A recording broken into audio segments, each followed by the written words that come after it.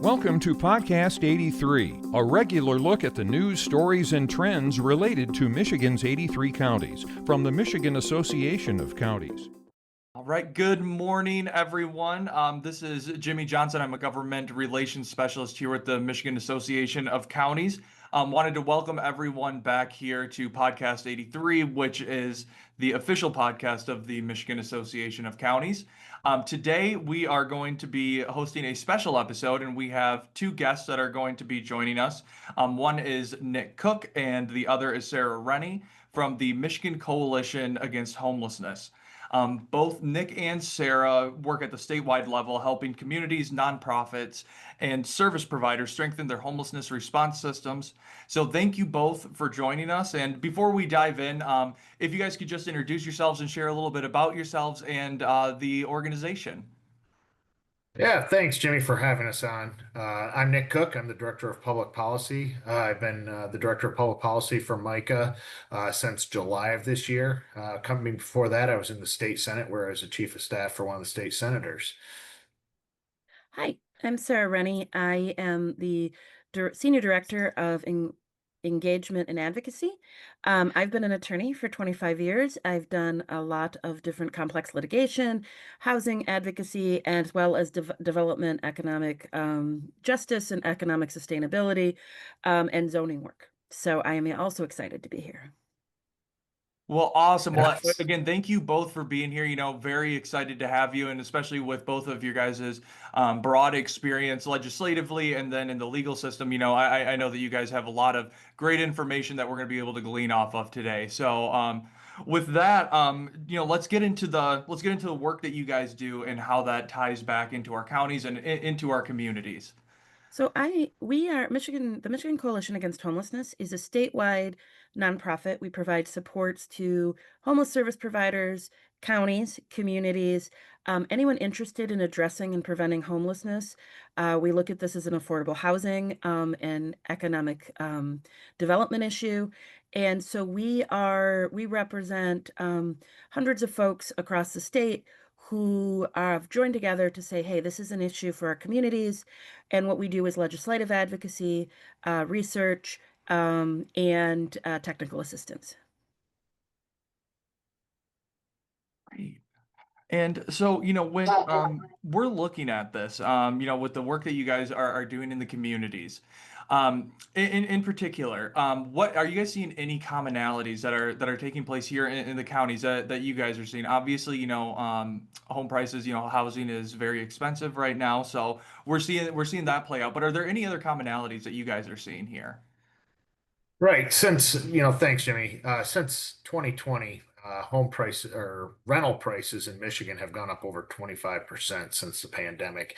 And this is leading to this, exacerbated situation of homelessness. We're starting to see more families, more seniors losing their housing access. That is regardless if it's rural, urban, it's everywhere in the state, across all the counties. Just rents have just gotten so much higher, and wages have stagnated. So it's just harder to make ends meet. So that's kind of one of the main issues. We're seeing an increase in homelessness across the state. Sarah, do you have anything to add to that? Yeah, I would just add that other costs are also rising, Mhm. which not only housing costs, but we see families with high medical costs, food costs. And so we're seeing a larger number of families, and unfortunately, people 65 plus, because their Social Security isn't keeping up. And Mhm. so we're seeing more folks precariously housed on the streets with these complicated medical issues, which then, of course, is both awful and puts burdens on our hospitals and our first responders. Mhm. And, tying into that as well, when you have all of these issues, whether that be housing, food insecurity, employment insecurity, a lot of the time you don't really know where to go to find out these certain programs. Working in the public for the last 7 years, I know one of the biggest issues that we run into is it's not necessarily the programs that are available, it's folks knowing about those programs and being able to access them. So with that in mind, how would our residents in our area find out about the resources that are available to them if they're running into those issues? Well, we believe a lot in local control. So every community is a little bit different, but there is a structure in the state that there will be a housing assistance resource advocacy specific nonprofit that's designated to sort of be the hub to take in folks who have needs and then refer them to the correct place. So in your community, you should find out, we call that the HARA. You should find out who your HARA is, because they'll be able to sort of direct folks exactly where they need to go. Together with the HARA then is also part of a larger network called your Continuum of Care. And all those folks meet to see how they can both best use resources and serve folks, and they meet weekly. So knowing who those folks are in the community is key. And I would really recommend for the listeners here that you sit down with your local COC chair. Part of the state is covered what we call the balance of state, which is a large number of counties that are part of a continuum of care. They have local planning bodies. You really want to meet with your local planning body chair as well, because that's the person who's going to know all the things in your community. Perfect. And now, where would someone find even that information? Because I've heard some people heard of the COC, but again, some folks they might get a little lost in the system. For So sure. if you are that person and you want to find that individual on that committee, how would you go about that? Who would you call? So I have a list, and so the Michigan State Housing Development Authority also has a list, and Perfect. they have a list of who in your community is the local planning body and what COC covers you, and that would be where you'd start. And Awesome. and that's really what Micah does. We're here to help coordinate and point people in the right direction and make sure that people are connected to those resources in their community. And the continuum of care is vital in that whole system. So Oh, please don't absolutely. hesitate to reach out to us too. And I know, at the end of this, would love to share all of your guys' contact information as well. I know, a lot of time we do get quite a bit of feedback. So, now, moving on here, one of the questions as well that I've gotten here, and one that I'm very curious about is, from the county government perspective, what frontline system? So when I say that, I'm talking courts, jails, public health, veteran services, DHHS offices. Out of those frontline systems, how do they tend to interact with homelessness most frequently? And is there anything that you guys have seen that counties are doing that is working, or anything that counties are doing that isn't working in that regard? So I'll take this and then I'll ask Nick to weigh in. The answer is all of them are interacting, but unfortunately, as we have cuts, we are also seeing our ERs and our law enforcement most burdened, and then we have this cycle of folks being re-released. I used to run a homeless shelter, and law enforcement would be heartbroken because they didn't really know what to do. They don't want to take this gentleman or a young lady or family to jail because they're they're camping in a park overnight. But what we're seeing that does work in some communities is more engagement. And Mhm. so taking someone, if law enforcement is called, they call someone from the COC to provide collaborative services. Um, Conversations with your local ER around who they're seeing and ways we can do community outreach. What doesn't work is just arresting folks. Statistically, we know, aside from it probably not being the right choice, ethically, it costs a lot of money. Mhm. And it's a burden. And it just ends up, because at best that's a misdemeanor, that puts pressure on the courts.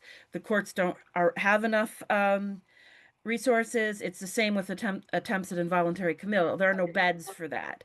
So what does work, it is necessary to have a positive forward moving community response to try Mhm. to get that person housed and get them the supports they need, rather than just arrest for or try to institutionalize when we don't have any for being mentally ill. Mhm.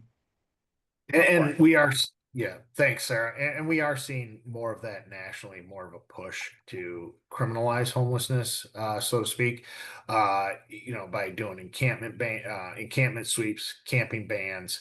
And to Sarah's point, it's more expensive to do that, especially when you do an encampment sweep, the cleanup the follow-up, trying to find where these individuals that were unhoused are being forced out to. The further you push them into the periphery, out into the wild, into hidden places, the harder it is to get them connected to services. And then if something does happen, it takes more of the first responder resources. It takes longer to respond to other calls if you're trying to find somebody out in the woods.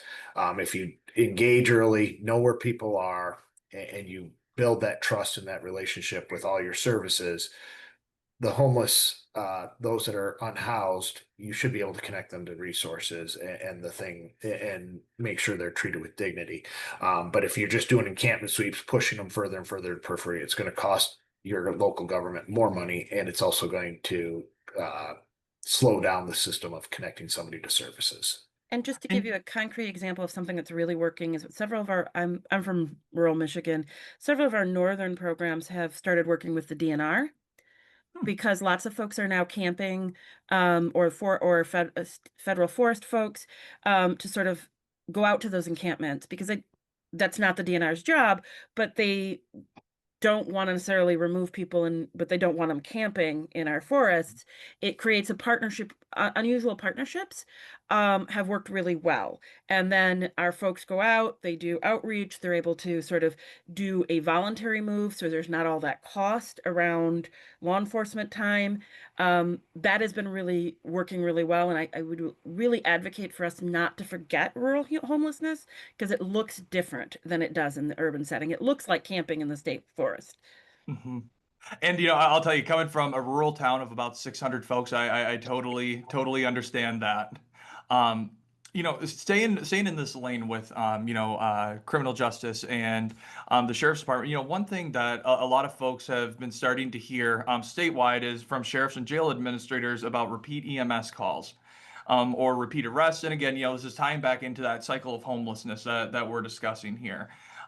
We've talked about the partnerships that have come out of this with the DNR.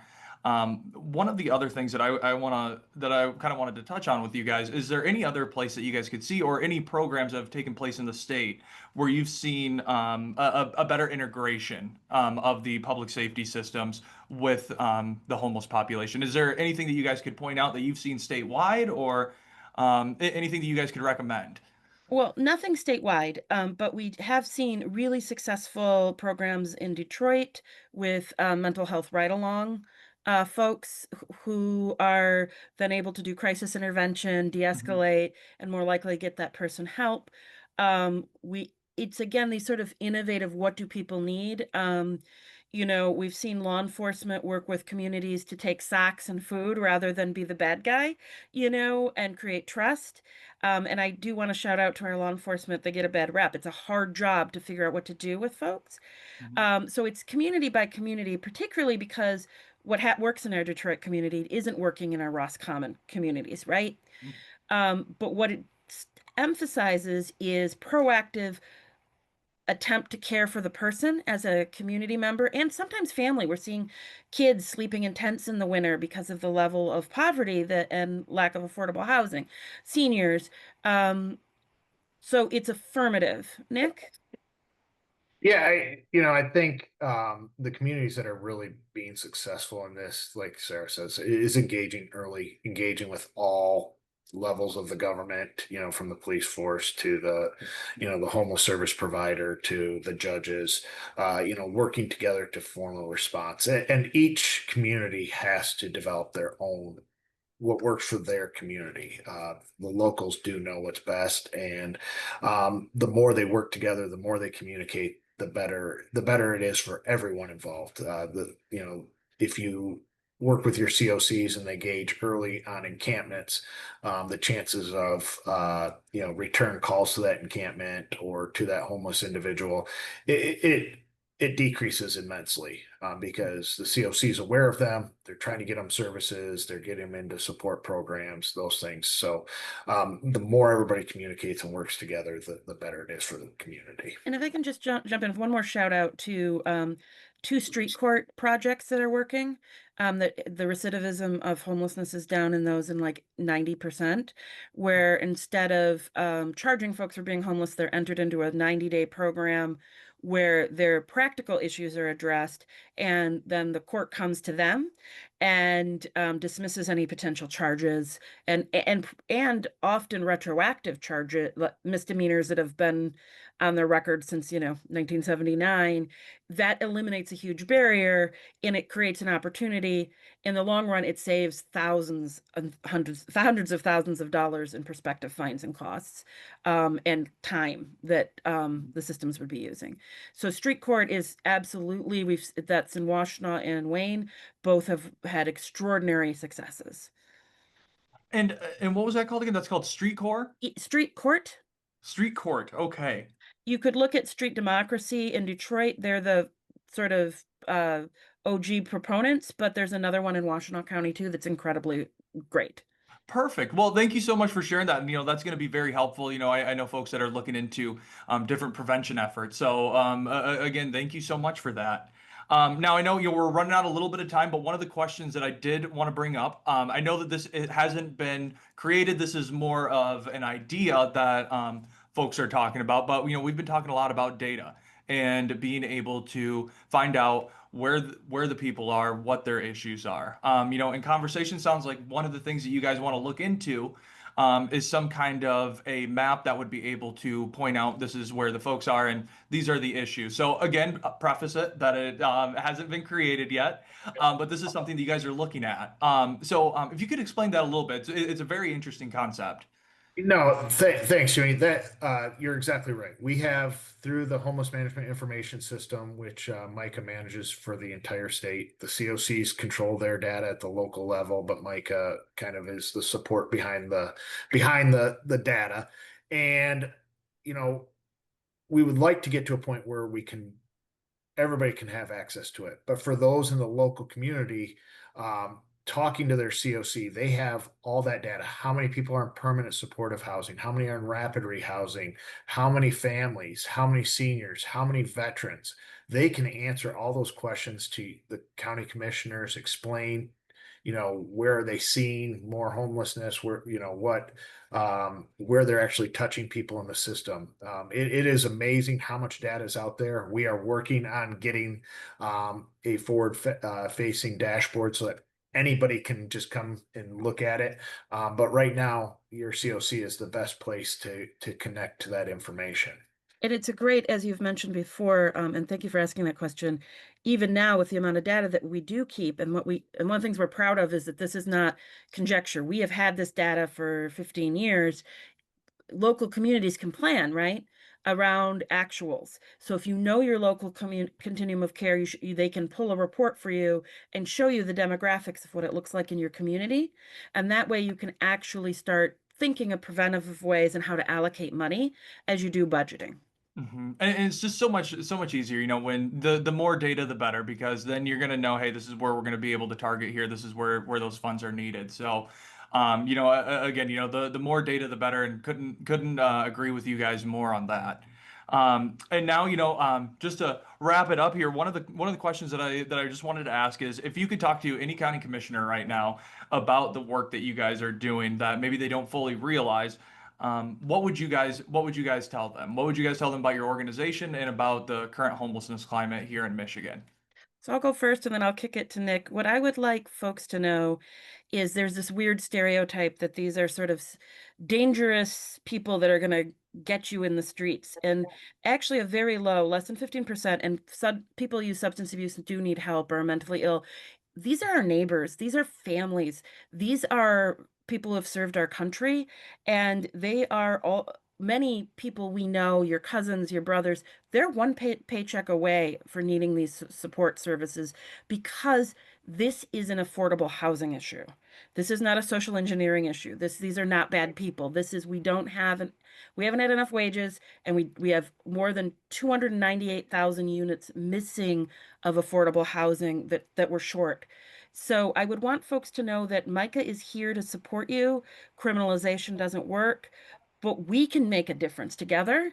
And because I'm from a small community in Michigan, I know how important it is, just like I knew during the opioid crisis, because I've had cousins, that we come together to help each other. Nick? Thanks, Sarah. That was a great segue. I think one thing we need to all talk about is we are seeing more homelessness across the state of Michigan. And just because you don't see it doesn't mean it doesn't exist. You have the hidden homeless, as we criminalize it and use terms like vagrants and criminals and murderers. We see more and more of that rhetoric. You're going to see people go further and further to periphery. They are out there. They need help. Just communicate with first responders, communicate with your COCs, your local planning bodies, to develop that network and really get to understand who the homeless are in your community. I do outreach here in Lansing, and the number of stories we hear about a guy losing his job, or rent just got too high for the type of work he was doing. The family, they had a car accident. Although none of that has to deal with drug abuse or mental health. That's just any of us could be in that situation one day. So talk to your COCs, talk to your local planning bodies, and get to know the response system for your community.